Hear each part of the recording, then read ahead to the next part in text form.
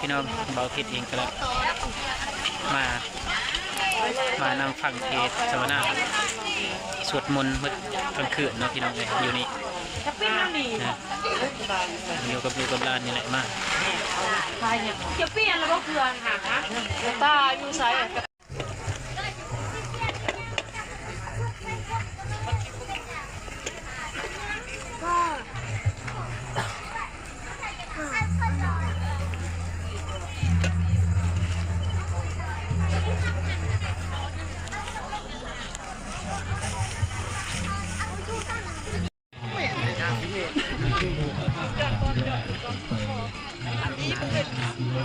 เปิดจอดด่าน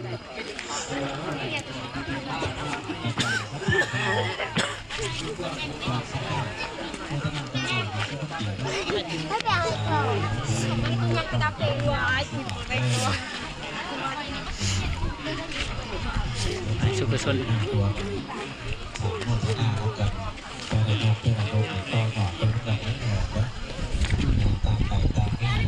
ไปสวรรค์บ่ได้มาไปสวรรค์แค่นี้ ยังคนละบอกคนละเป็นแม่บุหูมา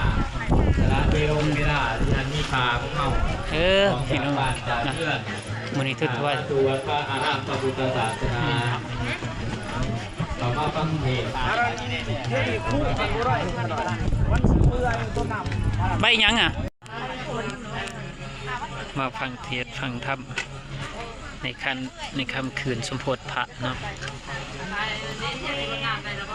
คำคืนคืน15 ค่ำมากับลูก3 คน4 คนเนาะพี่นาหันไปก็จะมาเป็นแก๊บ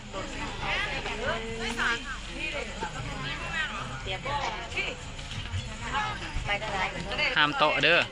จะนำไปสิลบมาอยู่วัดป่าครูจวมใส่มงคล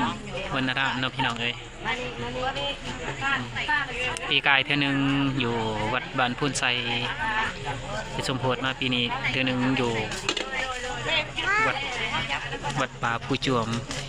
ใส่มงคลวรรณรามบ้านพุ่นไซเมืองตะแตงแผงเซ่กองพี่น้องตอนนี้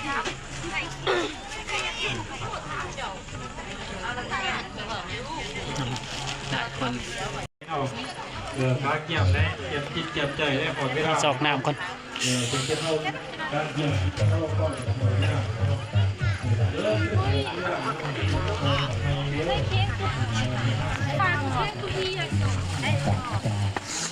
รักษากับที่ตรง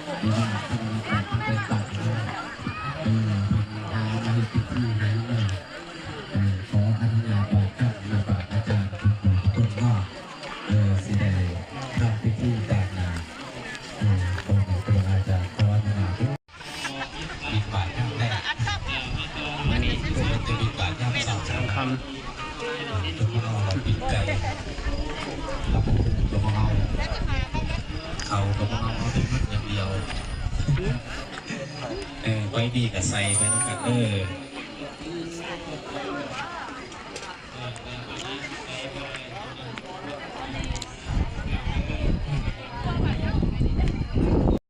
มาพี่น้องมื้อนี้มือ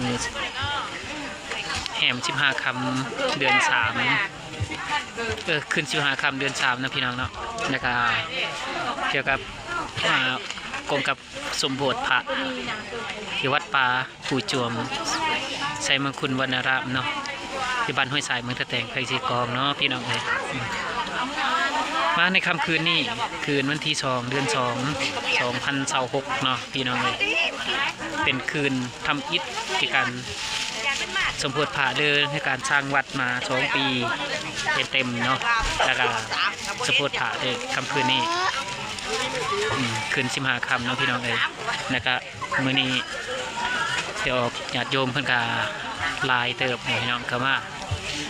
แต่สถานที่คับแคบนี่เพิ่นก็ยังมาลายอยู่เลยพี่น้อง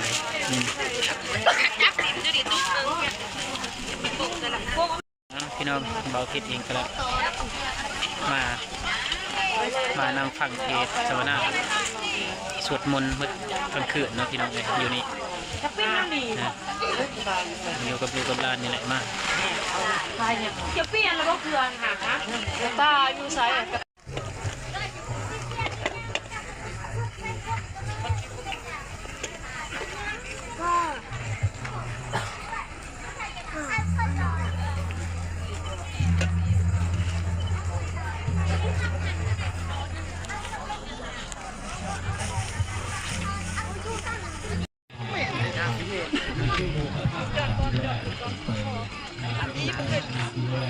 กดยอดด่าน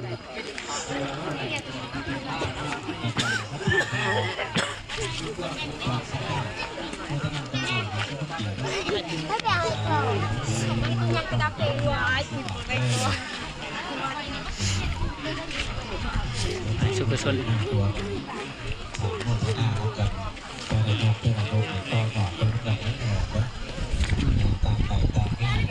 ไปสวรรค์ บ่ได้มา ไปสวรรค์แค่นี้ นี่ยังคนละบอกคนละ ทางคนทาง เป็นแม่บ่ฮู้ ดีมากสาราเวลเวลาที่ท่านมีพาพวกเขา ของ พี่น้อง บ้านจาก นะ เพื่อน มื้อนี้ถือว่า ตัวพระอารามพระพุทธศาสนาต่อมาฟังเพลง ใบยังอ่ะมาฟังเทศน์ฟังธรรมในคำคืนสมโพธิพระเนาะคำคืนคืน15ค่ำมากับลูก3 คน 4 คนเนาะ พี่นาหันไปไปจะมาเป็นแก๊บโดน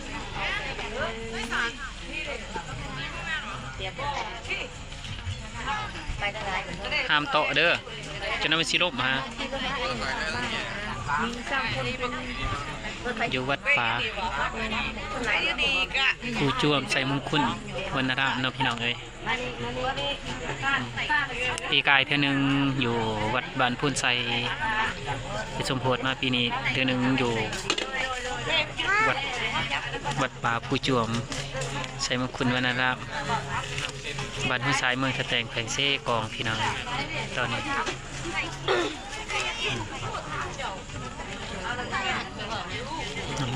หลายคน พระเกี่ยมได้เกี่ยมจิตเกี่ยมใจได้ผลไม่ได้ สอกน้ำก่อน เป็นเจ้าการเกี่ยมจิตเราก็ไม่ได้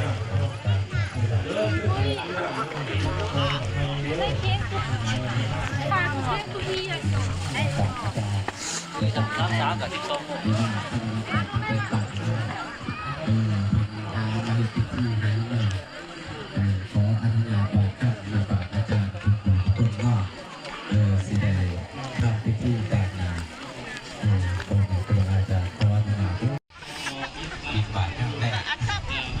อันนี้สามคำ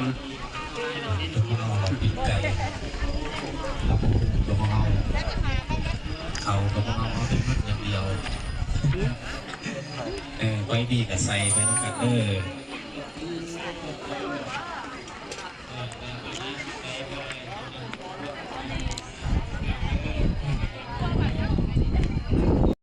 มาพี่น้องมื้อนี้มือแหม15 ค่ำเดือน 3ขึ้น15 ค่ำเดือน 3นะพี่น้องเนาะแล้วก็เกี่ยวกับกงกับสมโพธิพระที่วัดป่าผู้จวมใส่มังคุดวรรณรามเนาะที่บ้านห้วยสายเมืองตะแตงไพศรีกองเนาะพี่น้องเลยมาในค่ำคืนนี้คืนวันที่2 เดือน 2 2026เนาะพี่น้องเลยเป็นคืนทำอิฐที่การ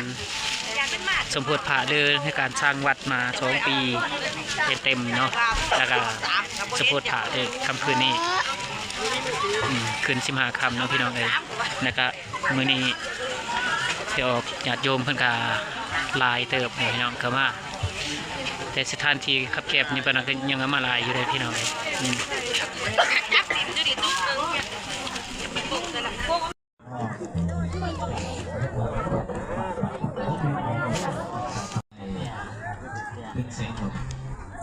100,000 กีบเนาะสาธุเด้ออนุโมทนา ในมือบุญ สมโพธิพระเนาะในที่สุดข่าวหลายๆครับ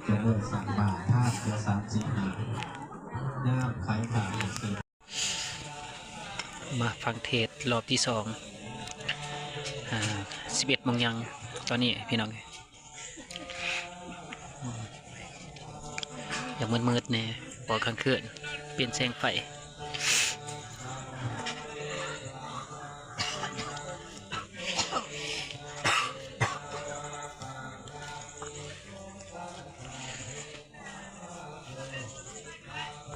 องค์เจ้าขึ้นเมื่อของประเทศไทยมาพักรอบ2ยังมีรอบ3อีก จากเมืองบ้านในสุม รอบ เย็น สุดท้ายวันนี้ ถึงว่าครอบครัวพระคุณสุมเย็น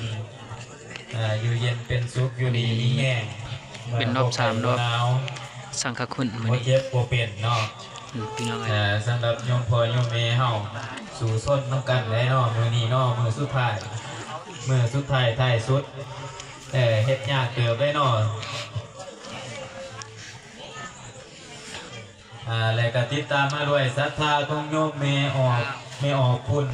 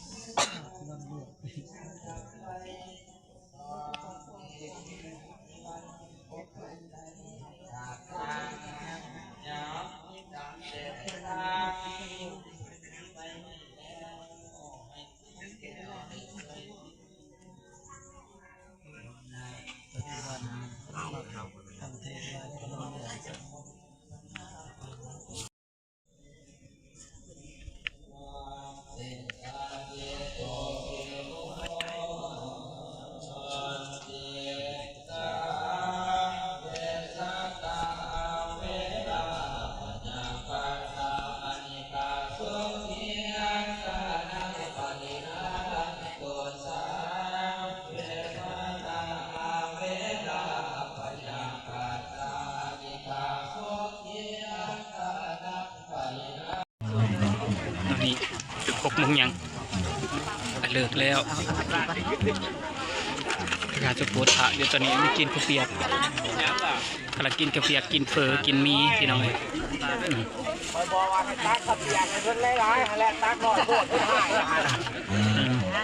บางคนก็เพียงไผ่อย่างนี้เมื่อกี้กับเปียกมีเพื่อนหายไม่ได้ตักขับเปียกเลย